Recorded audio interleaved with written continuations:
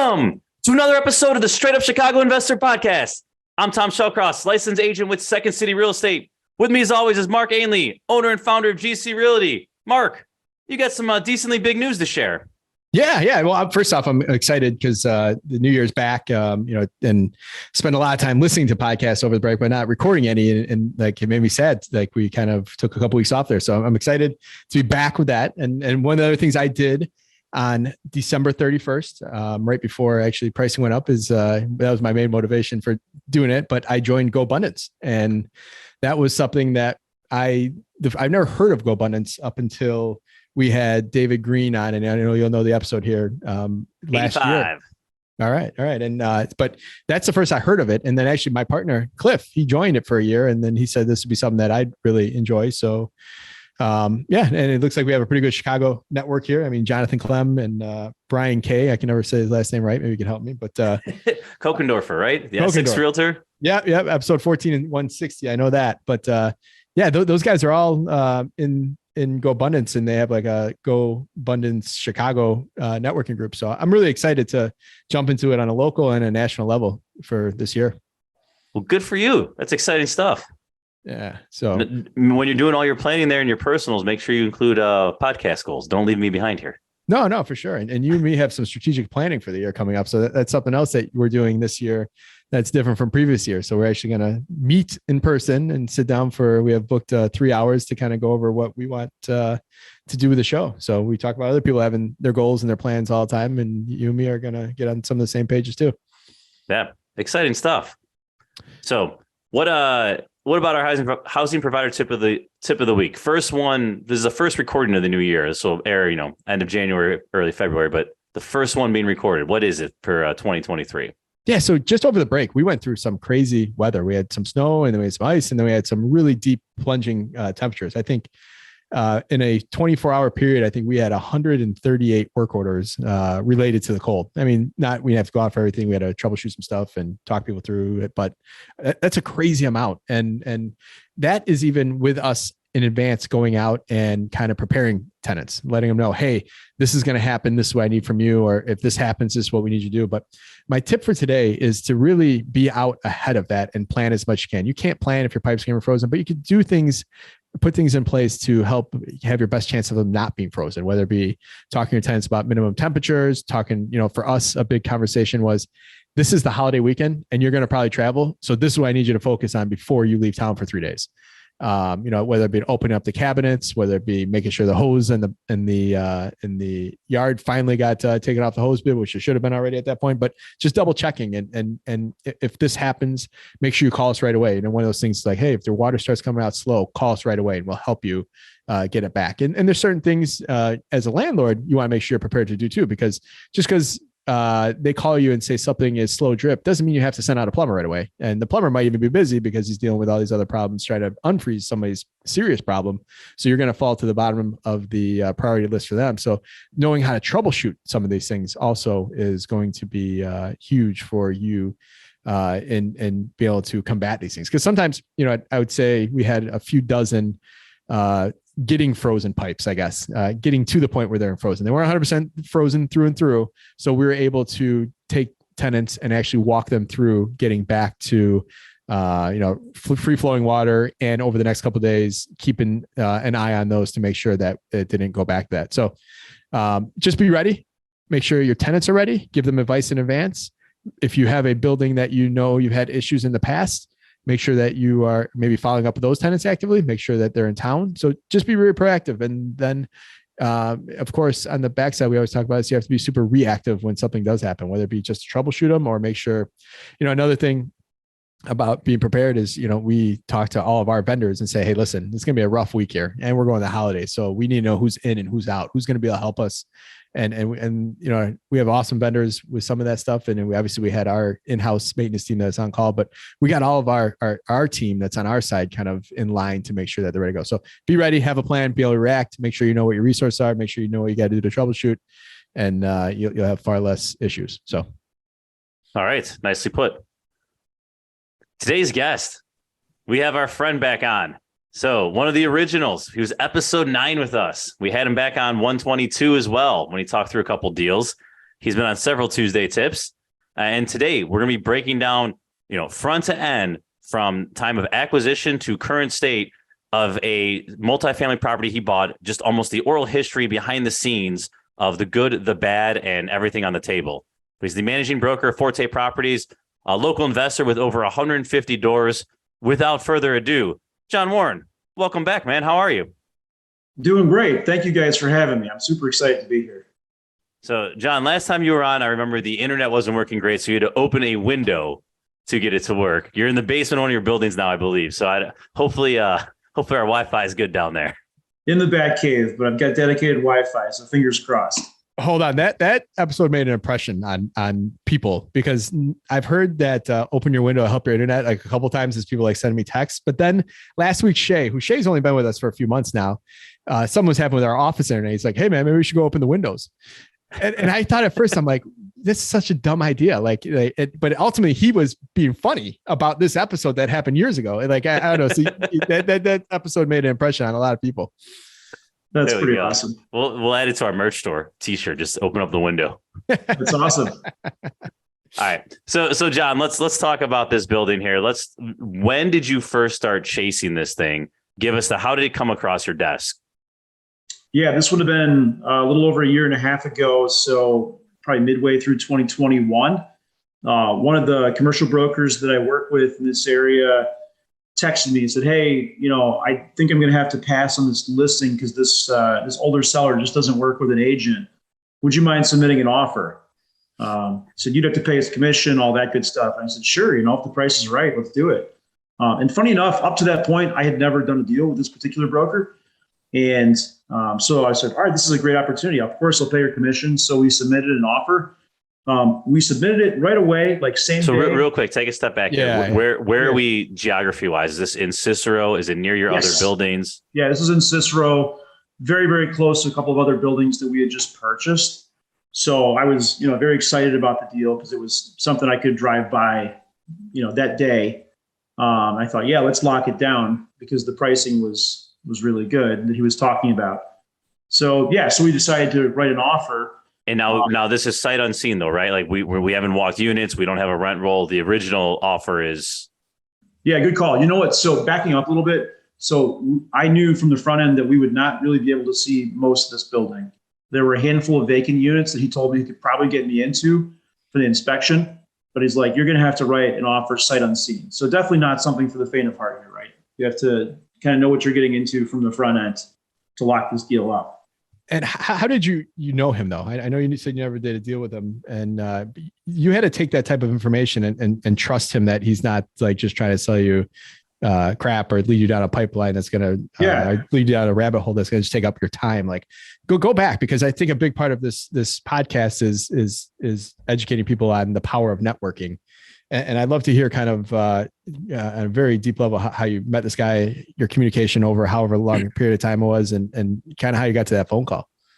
So going way back to 2015, when I started in this business, like a lot of investors, I thought most commercial brokers are trying to pull your leg, sell everything for too much, all that kind of thing. So I discounted a lot of the really good brokers early on, which was a huge mistake.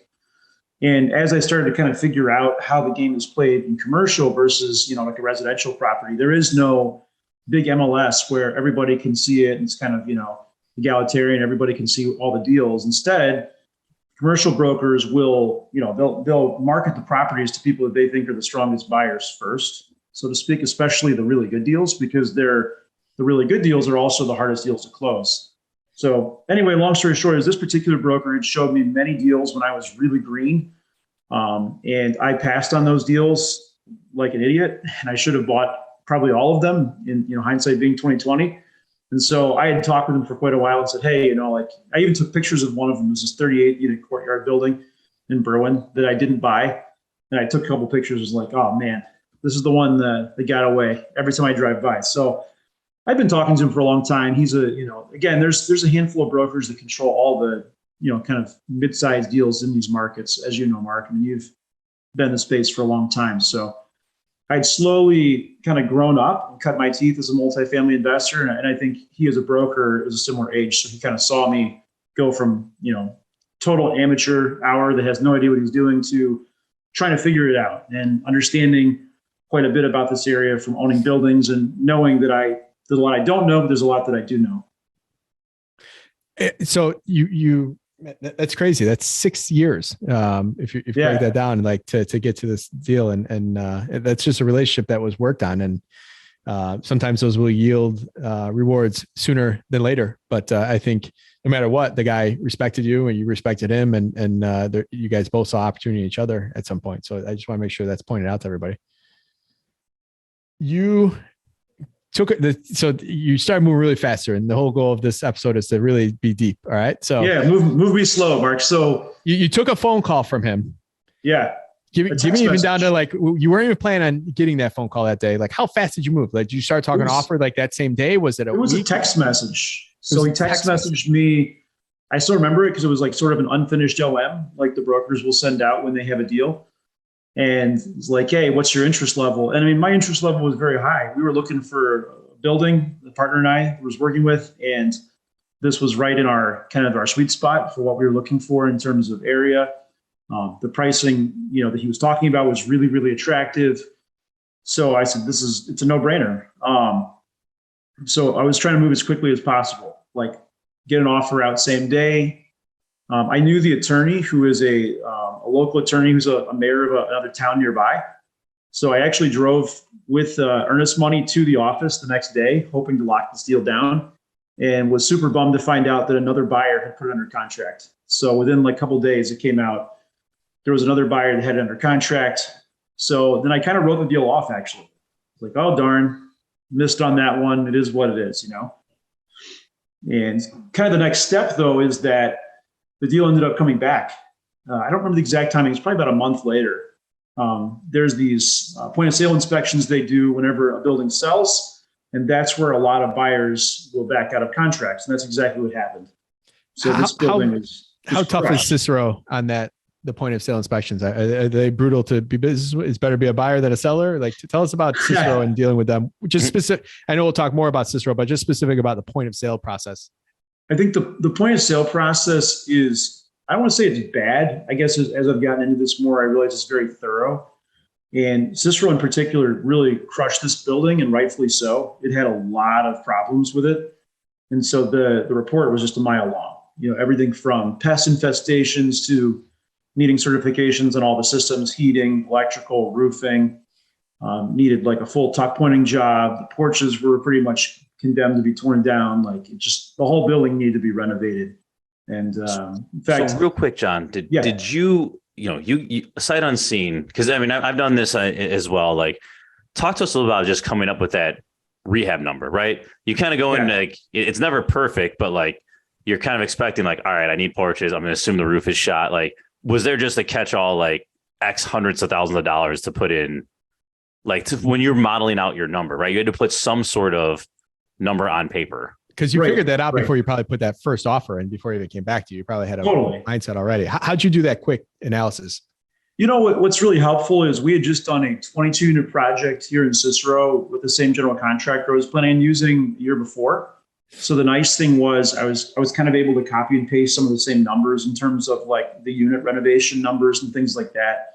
The building needed mostly everything. The roof was the only thing we didn't have to really completely replace as far as major systems. But and when I say sight unseen, I did drive to the building and walk around the building. So, I did as much due diligence as I could, even walking into hallways and stuff like that, because the doors were just wide open. So I poked around, as much as I could, kind of get a feel for what needed to be done. You do that. And then just a quick tip as well, just old listings, right? If the guy used Zillow at any point, you're going to find some sort of pictures to give you, they're not going to be perfect, but some sort of guideline. Totally.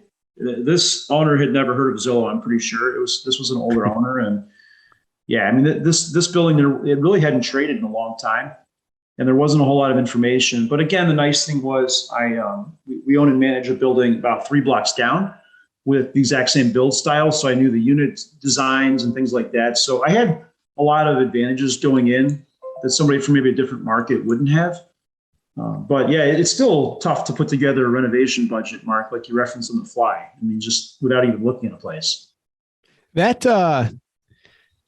an advantage that anyone listening that's local versus the out of state people, we've talked about how you have such an upper hand being local. Is someone out of state can't just drive over there, and they can send someone over there. But here, you as a local person are able, and I do this all the time. I push into any door that's open, I'll go into on a property that I'm potentially looking to buy, basements and hallways. And most of the time you can always find a way into any of these common area buildings, especially if they've been managed for a really long time. The locks aren't working. And that's usually part of the problem why they're struggling with. But that's such a huge piece to be able to, and you see the hallways, you can see a lot of times pest infestation issues in hallways even, or basements that are left unopened. So that's great that you're able to really kind of get through there.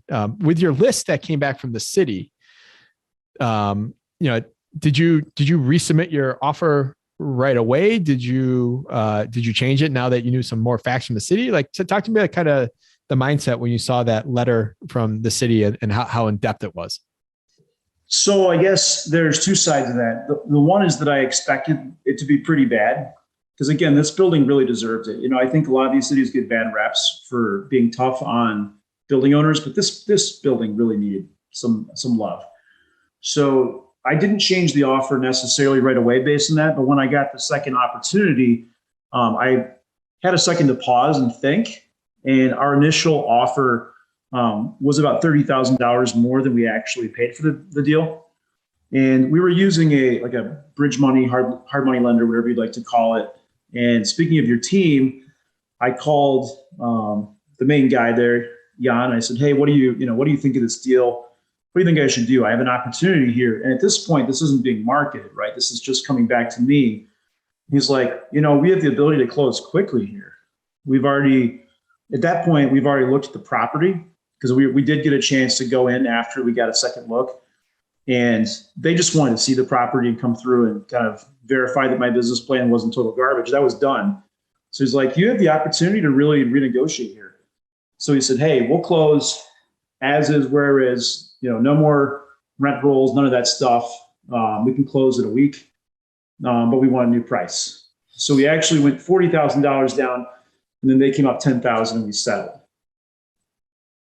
How much time at this point transpired between you getting it back under contract? So you heard the deal fell apart, you resubmitted an offer, went under contract. Did you actually do your own physical inspection, like hire a home inspector? Or? We didn't hire a home inspector. I mean, again, this deal was so rough that it really wasn't a home inspector type of deal. I was assuming all the major systems have to be replaced. So, I mean, I'm budgeting for complete replacement of HVAC, plumbing, and electrical. So no, I didn't inspect this deal. I did go through and look at as many units as I could. Can I confirm my scope of work? But no, we didn't use a home inspector. What about the roof? Any issues there or concerns there that when you're underwriting this, did you know you had to redo something with it? So even when I'm doing quote sight unseen deals, I don't know if you guys do this. This is terrible, but I just send my roofer up there anyway. Yep. I just have them run by, because really roofs, they can just zip up there with a tall ladder, and So I had him take a look at the roof. Shockingly, the only two things that had been done well in this building, actually there were three things that had been done CapEx wise. A tear off roof had been done about 7 or 8 years before, so it's a big flat roof. So still there was a ton of life left in that whole system. So that was kind of a nice thing. And then in the basement, all the pipes, the copper horizontals had all been replaced by a licensed and bonded plumber with shutoffs for each unit, which was pretty awesome. Oh, and wow. As you know, very uncommon for these types of buildings that are run down. So, and then the last thing that didn't really help us was their boiler had been replaced 5 years before, but we ended up abandoning the boiler after a couple months of operating. It was a steam system and just didn't make sense to keep it. You bring up a good point there. So you just listed off 3 pretty valuable things on a building like there. I mean, you add up those 3 things, having to redo it, you're at another 250,000, right? A lot of cash. Yeah. So I know one thing when we were buying heavy, we always looked for something to build around, whether it been, we had a list of 10 things. And if it had 3 of these 10 things, at least it wasn't a total everything you got to do. So which takes away some of that risk. If you don't got to mess with the roof, you do got less risk. If you don't have to worry about the copper coming in or upgrading to copper to come in, that's huge. If you wanted the option to stick around with the boiler for a longer time, it was going to be, oh no, we got to get this done by winter. That's huge too. Yeah, totally. I think the copper was probably one of the nicest things in the project, being able to shut off individual units as we went. for the construction was really awesome. I mean, it kind of it made the process a lot easier for the general contractor for sure. Now, did you appreciate those three things at the time, or is it just kind of like in the background? Because I think that's a skill you have to build. I did. You know, I think this was, I don't know which deal this was, maybe my 10th or 11th deal. So I had enough knowledge at this point to know that, especially the copper, that's really awesome. I knew it'd still replace the risers, but I also knew that it would be a heck of a lot easier and cheaper, and also just operationally better because we could keep the rest of the building running while we did it. So I really appreciated those two elements a lot. And like you said, Mark, and you look for what you can build around when you're doing a total turnaround play. I don't think anybody really replaces everything. You replace what needs to be replaced, and you try to find the operational efficiencies that you can as you're diving into these bigger projects. Let's talk about that boiler for a second. So this is interesting to me. How many units is this building? This was a 13 unit building. So kind of your corner 13 unit, 2-story walk up. Yep. Chicago building. All right. So what, I guess a broader question is, the tenant base that's there, probably very low rents given the condition of the building. Were you planning on turnover? Like, talk about that execution, and then that leads into the boiler question, because how do you get 13 HVAC systems up and running? Like, that seems like a nightmare to me. Like, I love doing this on 3 units and 4 units, ripping it off, putting them in when it's vacant and it's easy. When it's half occupied, like, that seems like a nightmare. Average rent too, and be curious of what before. Yeah, I mean, the average incoming rents were very low, $600, $700. And kind of to your point, Tom, we might even be able to file this under mistakes made instead of like how well I planned, because I think we initially wanted to keep the boiler operational because that seemed like the easiest path to turning the entire building over and getting it rent ready unit by unit instead of having to shut things down. Yeah, that boiler system, what I realized is the boiler was in good shape because it was a newer Weil McLean steam boiler, which is great. Probably had 40 years of life left on it, but the delivery system for the steam boiler was just Swiss cheese. And these pipes, like, you know, I think we started repairing 1 or 2 here or there, and we're like, this is going to be a nightmare. Like, the wood floors were all shot around them. The pipes were leaking everywhere. Every single part on the radiators pretty much needed to be adjusted in some fashion. And you start doing the math on the system and you're like, man, we're going to spend like $2,000 a unit to keep the boiler system running. And honestly, the general contractor we hired gave us such an efficient price to do HVAC that it just didn't make sense to keep the system. And that was combined with, this was the start of the ramp up in the natural gas prices. So we got a big old gas bill, like $1,000, I think was the first one. And I was like, oh man, we're doing this. We're getting rid of these, we're getting rid of the steam boiler. So we canceled it, mid-project, which again was kind of silly, That's such a good point you bring up there, because I've watched a couple of our clients that brought on brand new buildings, got brand new boilers, and they're really excited. Again, system. Yep. That's one of the 3 things that they're building their rehab around, or their value that they're getting out of it. And it ends up that boiler might only be X amount of years or months old, but the rest of the system's 120 years old or 60 years old or 7 years old. And those radiators are getting tougher and tougher to come by, or they're making it sound like it these days. It feels like, and the cost to get them. And those aren't just things you go buy at Ace either. So you need somebody that specializes in it. So I think when you're evaluating those systems, I think it's so huge to kind of look at everything. Yeah, you get all that damage around the hardwood. Yeah, like that. Those are all like real like. If one radiator doesn't work in 6 units, that's a big problem across 6 units. 6 people complaining that their heat is inconsistent. And they say these newer boiler systems or units actually have different pressures, which end up causing issues within these the delivery system, call it. Yeah, so it was a mistake to try to keep that boiler, though, to answer your question indirectly, Tom, because the other thing that I did wrong along the same line, which was mistake number 2, I had a lot of success in a couple previous deals keeping existing tenant base in place and renovating around them and kind of moving people in between units. And I mean, I think my assumption has always been most tenants are good people and intend to pay rent. This particular building, there were 2 or 3 okay tenants, and the rest were just a den of thieves. I mean, yeah, and we can dig as deep as you guys want into this, but there was drug use, there was gang like almost all the units had gang affiliations. There was theft. It was wild. So. We'll dig more into that. Let's go back. We're right before closing. Sorry, listeners, we're jumping around a little here. But yeah. Jump back to you're closing. right before closing. If I heard you correctly, your lender base said, "Hey, listen, here's your money. Go renegotiate and see if you can save money." Am I hearing that right? Like, what a great like team player to have on your team of like being able to help you leverage the deal. Yeah, no, my lender was like, look, you have this. We're your superpower. We can close fast here. It's essentially cash. It's like use that to help pay for the expensive interest rate and points and all that stuff that comes along with us. Which he was 100% correct. You know, we were able to negotiate about $30,000 difference, which it did paid for us using that aggressive lender to close quickly. What was the final purchase price? It was fine. I had it written down. I just closed my my notes. It was 520,000. 520,000. Okay. So you get to closing table. I mean, you're supposed to be getting rents the day after. You're supposed to get work orders, calls the next day. Now you're the new owner manager of record. Like, oh, let me take one step back. You have this long list for Cicero. What happened? Did you have to sign an affidavit? Did you have to put a bond up? Like, tell us about how you handle that with Cicero. Cicero's process is pretty straightforward. You pay a $100 fee, and then you have 9 months from that day to correct everything. It's kind of an inflexible system, but it's a very simple one. And so, what are you signing? You're signing something saying, yeah, you're signing that you're going to, exactly, Mark, you got it. You're signing that you're going to correct all the violations in 9 months, essentially. So you go into the town, you pay your $100. It's $101.75 if you use your credit card, like I always do. And you too can buy as is in Cicero. And they literally are like, all right, cool, your inspection date is, and they put it 9 months out. Now, did you have any contacts at Cicero already at that point? Were you able to like lean in on call anybody like, hey, I'm buying this building. Anything else I should know? Like, tell us about any of the other inside stuff that you know, since you're so hyper local. Yeah, I did. So one of the inspectors is really nice there that I met. He had been my inspector for another building in that area. And I was really excited because he was supposed to be, I thought, my inspector for this area. And he did the original point of sale inspection. So I was like, this is awesome. He actually got moved to different departments. That didn't help me as much as I thought, because it was actually pretty confusing because a lot of different people handled the inspections throughout. So there wasn't a lot of continuity. But he did tell me kind of what they were looking for.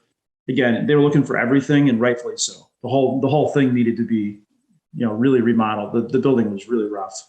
So you know what I never knew till about 6 months ago is Cicero has 80,000 plus people there. Like, yeah, it's that's a huge town. It's big. Like that's up there. Like it's got to be in the top 20 cities in the state. Like It's number 11 because I was going to do this as my Chicago fact. It is not the Chicago fact today, but there you go. 2 minutes before we jump down, I was like, "How big is Cicero?"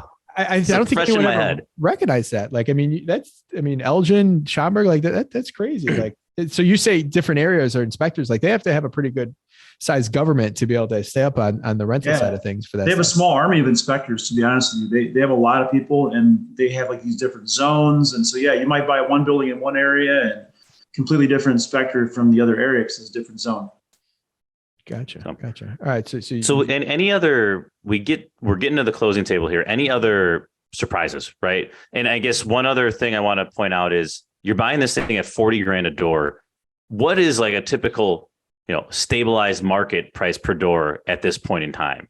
Like, is that 60, 70? Like you're getting this at a discount because of the condition, but just give us 70, some point of reference. 70 to 75 for like a unrenovated, just, kind of solid. Vintage stabilized. Yeah. And if you're in a smaller side, you have 30 grand a door to play with, basically. Easy. And some of the smaller buildings that traded in that time period, there were a few Six Flags that sold for around, 100,000 a door. So there's I'd say 70, 75 up to 100,000 is kind of your. What's the mix? Renovated. Are they all one bedrooms of these 13? So we've got, when we bought it, there were 4 2-bedrooms, there were 6 studios, and there were 3 1-bedrooms.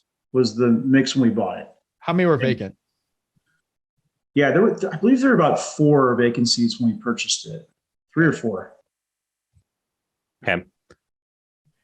So we get to closing. Any other goofiness before we start talking about tenants?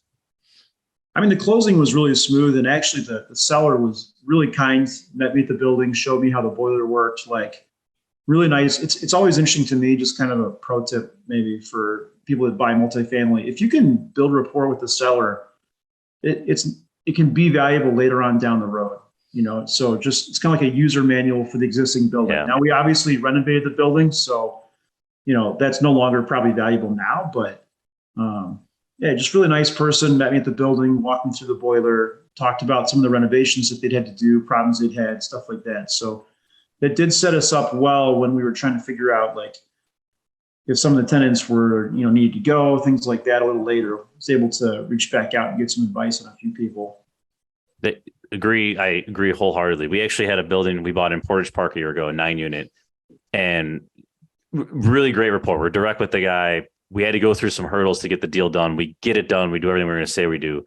Go to the final walkthrough to get keys. He replaces the hot water tank.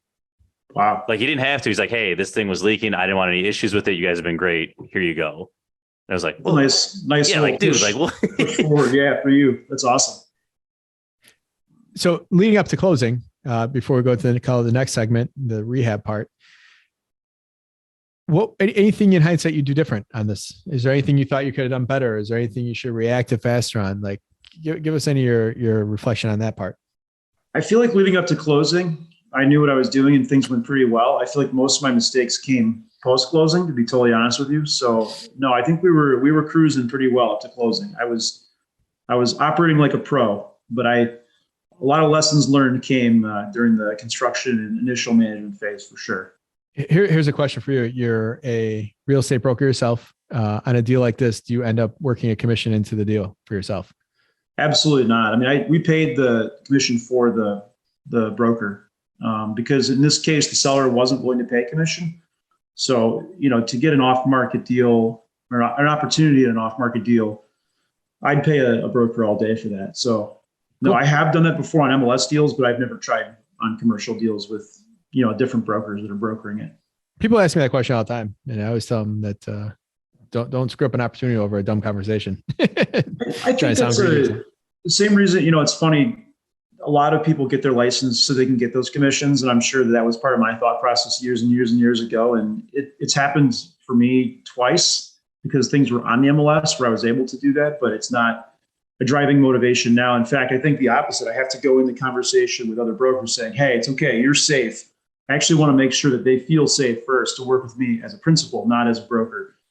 That I'm not trying to make a quick buck on them, that I'm trying to be a good buyer. Yeah, I think it's there to negotiate, or at least offer up. Like, hey, listen, man, that was kind of what I always used it for. You said you used it a couple of times, and that's what ends up paying for itself over and over again to the cost. Because obviously, there's $1,000, $1,200 a year you gotta carry. But that's it's a good question. Everyone I was asked. I'm happy you went a little deep on that. Cool. All right, initial management. What goes wrong here? You introduce yourself. We got some tenants who seem to be giving us some trouble. Let's talk through here. Yeah, so we take over management. We're rolling. Things are great. We're getting locks changed. We're doing our regular takeover like it's a semi-stable building, our light value add. Really, I should have immediately cleared the building out. As we started to renovate the building, I realized faster and faster, oh no, this is really not a building we should put our name behind. Like, we shouldn't be trying to manage this building like it's a safe place to live. We should have just given everybody a notice to vacate. I actually think it would have been the humane thing to do, the right thing to do. We would have had to rip the same Band-Aids off later. I've always hated that part of investing where you have to kind of like force people out. It's a very uncomfortable thing. But in this case, hindsight's 2020. This building, it would have been better for everybody if we just told everybody, hey, this place needs a ton of work. We got to clear it out and fix it. Unfortunately, it's better for you to move on. So we got there after about 2 months. We did a cash for keys offer for almost everybody in the building. And of course, the only ones that took it were the better tenants, the ones that were paying. So all the good ones left, they took our cash, and then the bad ones stayed to the bitter end when the sheriff finally came knocking. So that was probably my biggest mistake with this deal in general. I should have just cleared the building out. But would they have even moved out if you'd gone day one and said, hey, this is the game plan? Like, would you have, yes, that's probably the right move, but would the result have been any different? Yes, we would have been 60 days further ahead on the entire process, which what I learned with this deal, this was one of those where everything that could go wrong did go wrong. And so it's a great deal. Glad I did it. But every little bit of time I could have stolen the front end would have helped us down the line. So I think it just would have, the whole deal would have been 60 days further ahead, which is money, as you guys know. And it also may have allowed us to operate more inexpensively in the winter. Like, for instance, if we could have cleared the building out faster, we maybe could have turned off heating systems earlier, things like that. But we had to keep operating all the way through the winter just because we had occupants. And you got to keep them warm even if they're not paying, which is no fun. So you ended up working with a contractor that you worked with in the past. So that's great. It's great for knowing at least what you're up against. It wasn't a brand new relationship. How much work did you do before closing? How much work, how ready were you to get going? And what did kind of those first couple steps look like? Well, Mark, you know me that I'm always do too much. I need that who, not how book just about every day of my life. So mistake number 2 was I at least toyed with the idea. I didn't toy with it. I really tried it for about 2 months to general contract the project myself, which was not in every way the worst thing. I have a really great electrician that knows the area. I've got a couple other really good contractors. We've got a concrete guy. So we tore into this building, started gutting things, pull a few permits. And then I just realized, man, this is like one step above all my crew's level of expertise. So I called contractor. They, of course, were happy to jump on it. This is literally right in their wheelhouse. They go to town on it. But that was a mistake, and it was also kind of awkward throughout the process because I started out with the lender as a construction loan as the GC. And then we also had another GC. So it was kind of a weird, just annoying, awkward little thing to work through. But yeah, we got after it pretty fast. Like right out of the gate, we were running, demoing stuff, changing locks, changing doors, getting things rolling. The scary part sometimes of that is you don't want to make the place look too good too fast because the people you want to get out, they'll stay longer. Yeah, exactly. In this case, that never became an issue. In fact, I felt like the place never started looking good till almost the tail end, just because of some of the building systems that we had to change, like the porch and things like that. It was a rough building. Yeah, I remember you sharing the pictures. I remember it looked, it looked pretty That's rough. right. I texted Mark and he asked me if it was a third world country. It looked pretty bad. Yeah. I mean, we had to do kind of everything, even some stuff you wouldn't normally think about, like CapEx wise, like the back patio had to be totally, scraped and re-poured concrete because it was like, 4 different layers that were all crumbling. The exterior porches were covered in some sort of an illegal covering. We had to rip that off. Then we had to rip the porches off. And yeah, it was a lot of fun. What was the initial budget? Like, what were you thinking the rehab would be?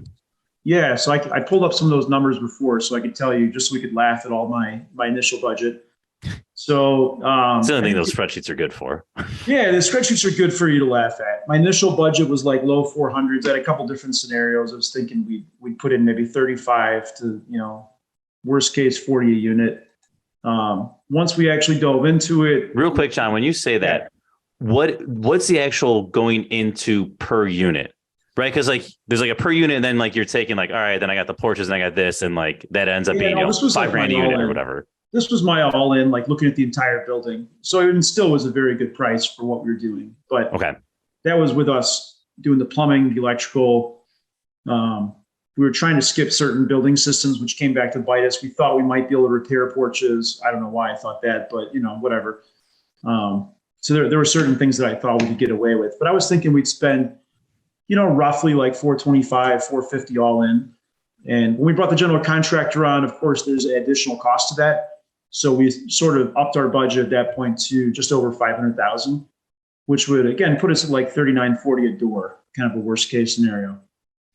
All right, let's drum roll, please. Where do we end up being at? And then we'll talk through why. Yeah, a little closer to 700,000 when it was all said and done. It was ugly. So the things that went wrong.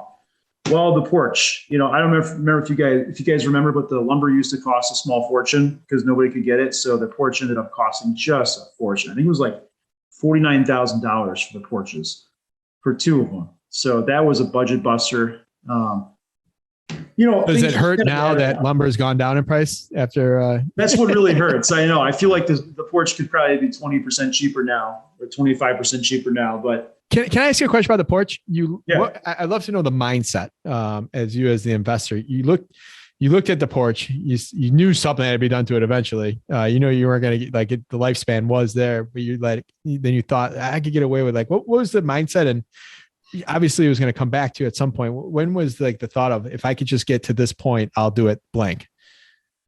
Yeah, I think with the porches in particular, I always go back and forth. There's part of me that knows that these porches are a ticking time bomb if they're older.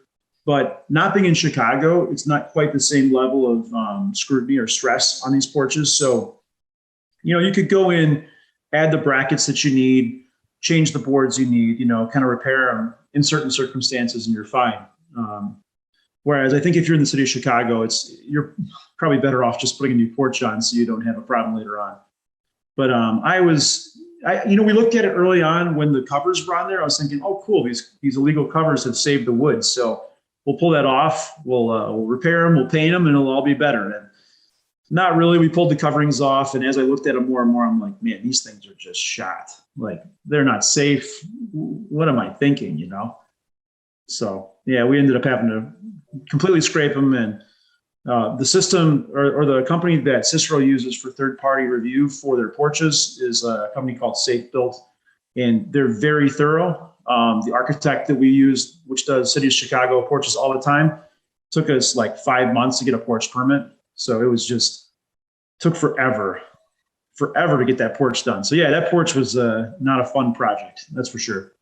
Go one level deeper on that. Safe Built. So basically Cicero, instead of their own people or themselves being on the line for inspecting quality or it's done right, they outsource that and have a third party come in, which I'm sure you pay for somewhere in the permit. Oh yeah, to put a stamp on it. Am I understanding that process?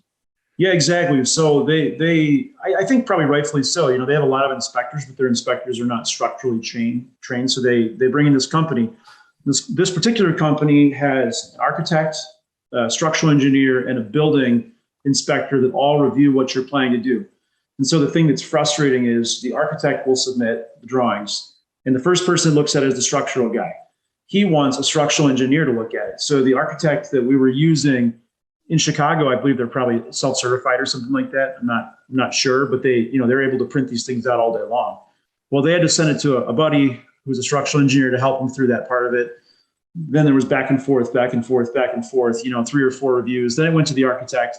He sends it back. He wants different things. So yeah, it just adds a lot of time to get your actual drawings. But the inspections are really easy on the back end because they've done so much work on the front end. It's like, cool, here's your porch. It's perfect, Yeah. So with the additional time comes additional holding costs with your lender. Let's talk about, you told your lender one number. We bump it up a little bit because the GC is coming on. This number balloons. That difference, let's call it $500K to $700K. Is that coming out of pocket between you and your co-investor, or were you then renegotiating with the lender on, hey, this is what happened. Can we up the loan size? Yeah, no, they don't. I mean, this particular lender doesn't really operate like that. So you just have to be able to come up with a difference. Now, it's not all at once, obviously. I mean, as you referenced, a lot of the cost that we had was holding costs because we had a building that was functionally vacant or economically vacant for a large period of time in the middle of the process. But yeah, you just have to be able to take that one on the chin and figure out a way to get it done. Yeah. So for everyone out there want to do acquisitions, like, you need to understand, if you go over budget, if you don't finish the project, right? Like, if you can't finish it and you don't have that additional funds, you're in a very, very bad spot, right? Like, you need to be able to take some of those lumps and take it on the chin and be able to plow forward. Those emergency funds are meant for just that, right? Like that's why we talk about having cash as a backup. What was the time frame on this? From when you originally presented this to your lender, you said, I'll have this done and I could refinance, which would be the ultimate exit, I imagine. You could talk about that, but what was that originally? So, I mean, the goal would have been to do it in about a year. Because of some of the slowdowns we had along the way with the porch, there was another Safe Built project for a garden apartment. We had to get full plans and permits for that. So because of some of those slowdowns, it took about 13 months to get the final compliance. I'm speaking that as an affirmation because we still don't have it. We passed it before the holidays, but they still haven't printed it out for us. So we're going to project that out into the universe, and they're going to before this podcast episode airs, they're going to have given us that. But we're pretty much there. We've passed all the inspections, and so we're in the process of refinancing it right now, and we're exploring kind of two different ways to do it because obviously the lending environment's changed since 2021 in November, when you could borrow money for like 3%. Those days are long gone, which is fine. This deal will go okay, but yeah, it was about a 13-month process for total. And then we still have one last apartment we're filling up right now, which will again probably be filled up in the next few weeks. So we were still filling the building up on month 10, 11, 12. Finally. How much is that rent you're asking for that last unit? $1,175 for a 2-bedroom. Wow, look at that. So you went from around 700 to 1175 on that particular unit. Which I honestly think if this was in the better season, we probably could go a little higher even, because the finished product was really good. I mean, we have one of the best products in this town for sure. But unfortunately, we were trying to lease out in like October, November, December instead of in the main prime leasing season. So I was a little bit more aggressive trying to make sure we filled the place back up with the right. Are these rent numbers close to what you were expecting? Like, did you hit the mark on those numbers? I would say we exceeded the mark. I try to always set conservative rent, marks for when we're doing our analysis. So that way there's a little bit of extra juice we can squeeze out of it at the other end. So yeah, we're doing fine based on the rent projections. So we're fine there. We got a $10,000 boiler cost comes off the expense column, right? You spent that money on, but like just NOI. If you had a $10,000 expense at I don't know if Cicero's an 8 cap or whatever it is, that's $125,000 of value. Yeah. And we did a couple other really cool things because it was such a big construction project. I was really trying to start with the end in mind here, which is to get a lot of the costs set up correctly to create a better NOI. So we did individual hot water tanks throughout the building, separate heat. So really the only thing that the owner pays in this particular deal now is the water and the trash. So it really definitely boosts your NOI when you go back to get your refinance. Yeah, but then the debt service kicks you in the teeth a little bit now, right? What did do you remember what you underwrote or what you were thinking, and what are you exploring today? It's funny because I think we, like a lot of people, we'd stress test like maybe 1% higher than the rates were back then. So maybe we were like, well, maybe we'll go to 4.5 or 5. Yeah. And I went really quick to 5.5 or 6. So I think we've been floating around. We're still on that bridge loan. They extended us. So we're still fine for a little while, but we're looking at either 6% with a local bank, or if we can get agency debt with a Freddie small balance loan, we can maybe get like 5.5, 5.75, something like that. So definitely not as attractive as it was, but that's the game we play. Now, with such a major rehab, are you going to go the path of getting cost segregation study done so you could get some front end on that side? It's interesting that you asked that. On this particular deal, we looked at it, but my partner couldn't take advantage of it, which is kind of a bummer. He's not a real estate professional. Yeah, so I don't think we are on this one. The other, I guess, silver lining to losing a lot of money is that we don't have to as much because we have like actual losses on this thing so far. So because it was kind of a loser year one, big time. So yeah. So what happens here? I'm assuming you guys are going to leave in more money than you expected, just because the rehab, sounds like we hit our back end numbers, but the rehab blew up a little bit. Yeah. So therefore, instead of, hey, we'll pull out half our money when we refi, it's going to sit there, right? The deal still works, but this is going to either slow you down moving forward, or talk to us about that, like just the leverage standpoint of things and the liquidity aspect of going over budget. Sure. This is the part of the episode we have to re-record in 3 months when I know the final answer, because we have kind of two paths before us. We have one path is a bank loan that'll just take us out 80% loan to cost. It's a relationship lender here locally that I've done a lot of deals with. That obviously leaves a lot of cash in the deal, but puts permanent debt on the deal so that we're in a good position moving forward. And the other path is that we could do a Freddie Mac small balance, agency loan. If the stars align, and that there's a couple ifs in there because our loan is pretty close. It has to be $1 million or more. If the stars align, we could still do a full cash out on that. So that would be obviously our preference, but it's not a sure thing. We're kind of small deal to meet the mark for that particular loan product. if you do hit, let's play happy path forward. You do hit the mark. For our listeners out there unfamiliar with that product, what is the trade-off, right? Like you basically have to hold that then for X amount of time. Yes, your term is normally like there's so many variables. It depends which one, but the one we would probably use that they've been doing quite a few of is this hybrid loan where you have 2 years of interest only and then another 5 years of fixed. And like you said, there's a trade-off. So it's a great loan. You get a lower interest rate than a local bank will give you. You get a 30-year amortization. You get 2 years of interest only where you can kind of lick your wounds and you get some cash flow back. That's all awesome. But if you want to sell, you're going to pay a pretty hefty penalty for those 7 years. And it's not a straight prepayment penalty. I don't believe it's like a defeasance, which is a super complicated math thing. I never liked math, so let all the smart financing guys figure out what defeasance is. But yeah, the thought process is you're not selling this thing during that time period. Yep. So we got to check back in then, Mark, in 3 years from now, or 3 months from now. I'm sorry. Figure out where did John land on this thing? Yeah, definitely. After 90 days, we'll know. Going back, we talked about lessons learned through the rehab.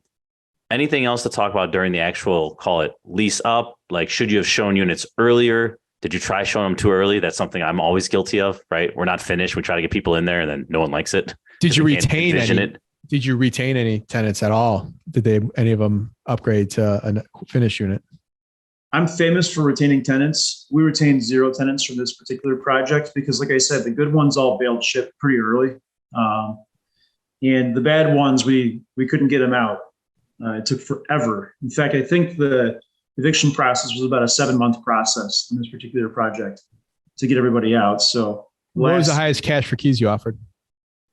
So here was the issue. We offered initially $1,000 for everybody. And like I said, one of the good people took us up on it right away.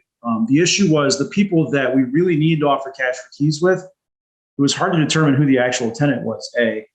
And B, I think that there were so many criminals in there that $1,000 just wasn't enough because they probably had to stay there for legal reasons and all kinds of stuff. So it was, this was just not a cash for keys type of situation, this particular deal. What's different about the Cicero eviction process compared to being in the city?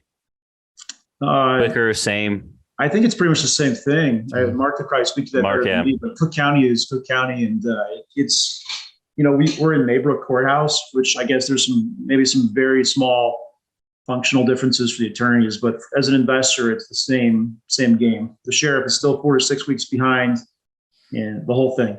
Yeah, exact same process that we talked with Jessica a couple episodes ago when we had her on.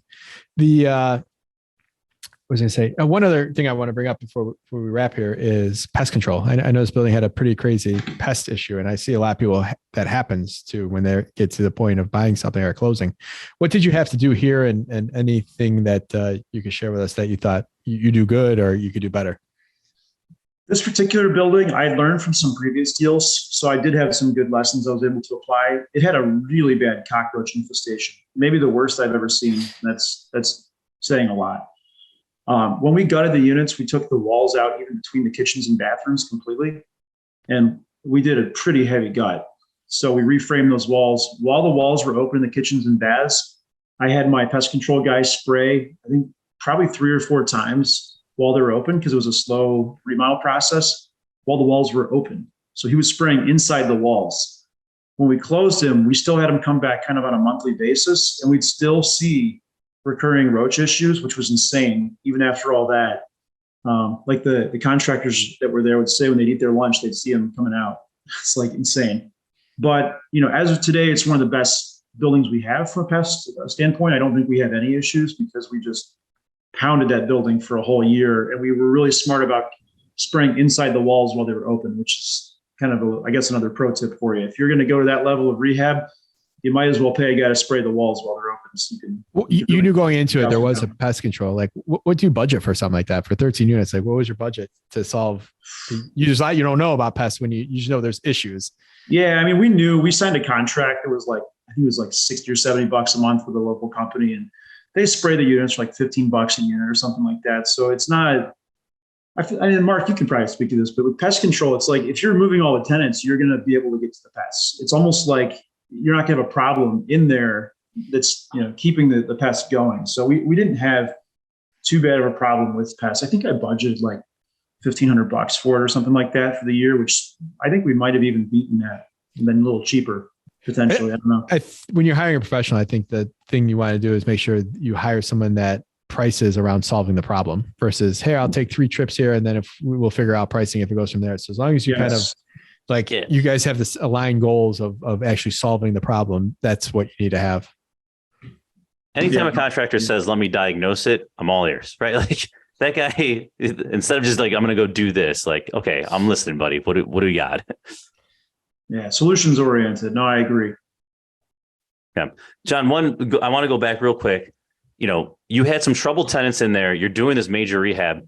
Any issues? Stolen tools, break-ins, stealing copper, like those things are going on parallel under the same roof. Did you end up having any issues there? We had tons of issues. I'm glad you asked that because there's a lot of funny stories about that. So we kept having what I would call nuisance break-ins. They weren't really stealing anything of value, but they'd steal like little fittings for the copper or like for the electrician's stuff was stolen. So I decided to put up a camera system, and we threw up like a Simply Safe system, which worked really great. Me and one of my maintenance guys put it up on a Saturday morning. That Saturday afternoon, about 2 hours later, I went to a birthday party with my kids, and the whole system lit up. Like it was like the roaches, only they were the people. They were coming out of the units. They immediately started climbing scaffolding outside, trying to break into one of the top 4 units. It was insane. So what we realized is these guys were all junkies, and they were just trying to find whatever they could carry off. They didn't have cars, so they were trying to find whatever they could carry off to sell to get their next hit. Drug paraphernalia in the basements. They were shooting up all over the hallways. Like it was pretty wild, actually. It was like the wild, wild west.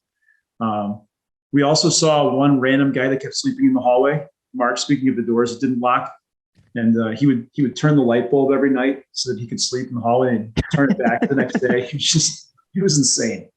So that was. And we knew that we had issues with these guys, but once with the cameras up, we realized how bad it really was. And I know Mark was laughing at me because we all went out to dinner, like a real estate networking dinner. And I had just the night before served one of these tenants. I was hiding in the unit below because my attorney was like, hey, you've got to serve this today or tomorrow because otherwise you lose another month. And the process server couldn't get out there. So I was like, all right, we're doing this. So yeah, we were pretty hands-on trying to figure out these crazy tenants that we inherited. And once we evicted them, those last 2 units where all the problems were, it calmed down really fast. No issues after that. Stepping over dollars to pick up pennies. That's why I said you're never going to be that multimillionaire because you'll be dead from somebody shooting you. Yeah, I know. It was probably not my brightest moment, but hey. Man, these passive investments can be pretty tough, don't you say? Yeah. What's the P in passive, right? Cool. Mark, anything else? John, anything else we missed? No, I think this particular deal, my partner and I always joke about it and say, it's probably the cheapest deal it's going to trade in a 10-year time frame. It'll be interesting to see if it's the best deal we did.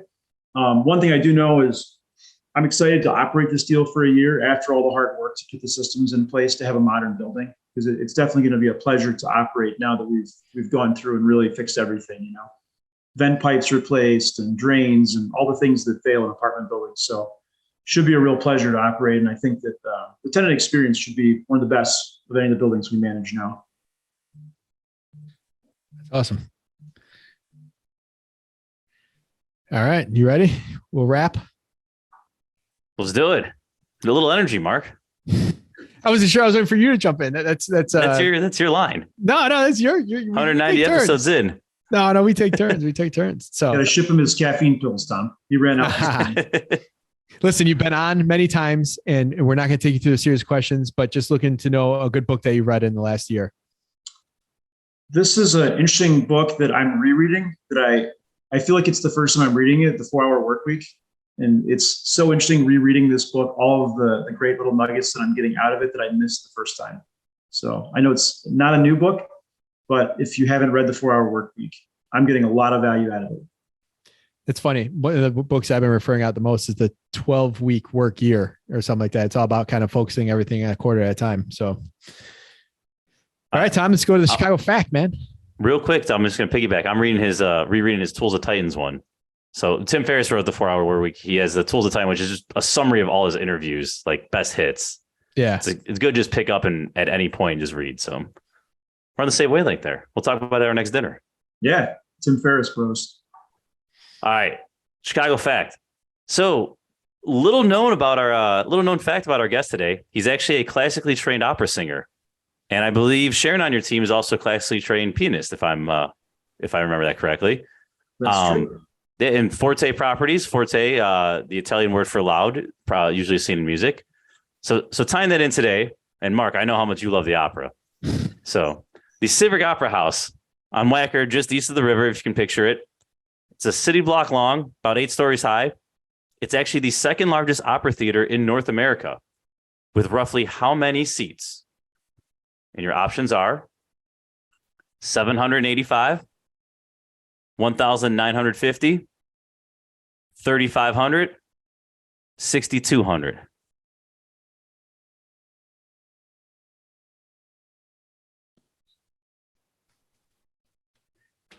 Got it. 3,500. Got it. You Googled quick enough? What was the got it for? No, just like got it. I got the answer. John?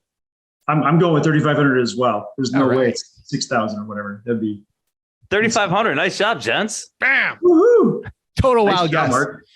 My one of my best friends I grew up with actually is a stagehand there. And I thought, I'm like, man, I wish I could text him right now. Like, I wish I could phone a friend. Yeah. We started doing that. We'll give you one phone a friend like per month. So 3,500 people. Yeah, that's awesome. That building, and that's on the riverside. The building's so boring. It's just like the brick wall. Like, Yeah, and when you're crossing over the river going eastbound, it's like, well, okay, cool, Yeah, nothing. yeah. And then when you see it on the Wacker side, it's like, oh crap. Yep. It's awesome. All right, man. John, thank you. Awesome. Always having you back on here. We appreciate you taking your time to share everything you're learning. Tom, thank you as always. Listeners, you have to go on to our straightupchicagoinvestor.com.